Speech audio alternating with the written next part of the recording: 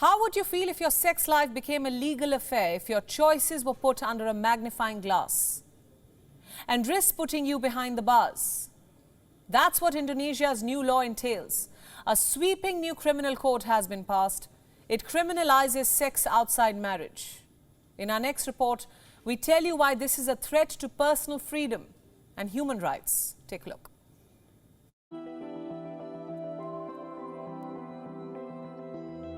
If you have plans to visit Bali with your partner for a romantic getaway, you might want to rethink your decision. Indonesia has criminalized sex outside of marriage, and it applies to citizens and tourists alike.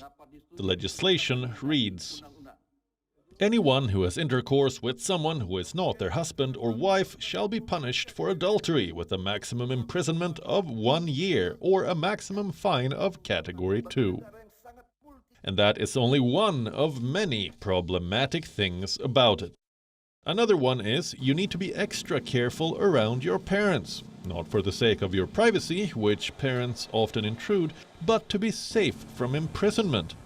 As per the law, Indonesian parents can report their children to the police for indulging in premarital sex. That's not all. Unmarried couples aren't allowed to live together either. So you might have to book 2 separate rooms for you and your partner on that Bali trip. Critics say this might spell bad news for the members of the LGBTQ community. Same-sex marriage is already illegal in Indonesia, but now cohabitation is also off limits. The new laws led to protests outside the parliament in Jakarta this week. Rights groups say the provisions disproportionately affect women, LGBTQ people, and ethnic minorities. The people of Indonesia oppose the idea of the state barging into their private space or encouraging moral policing. Not only are the laws unfair for Indonesians, they can also deal a heavy blow to the country's tourism sector. Indonesia attracts some 15 million tourists from around the world. It is one of the main sources of foreign currency for Indonesia and generates $18 million every year. The sector was just scrambling its way out of the pandemic losses, only to be welcomed by this new criminal code. Many businesses have opposed the legislation. They say it discourages visitors and investments. But lawmakers have celebrated overhauling laws, which date back to Dutch colonial rule. Another important question: where does this leave your right to privacy?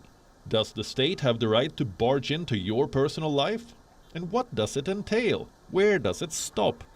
Can the authorities raid your private spaces looking for evidence of premarital intercourse? Indonesia is the world's most populous Muslim nation. The raft of legal changes comes after a rise in religious conservatism. But should a specific religion be used to dictate penal codes? With the new regressive laws, Indonesia joins the club of other Muslim nations.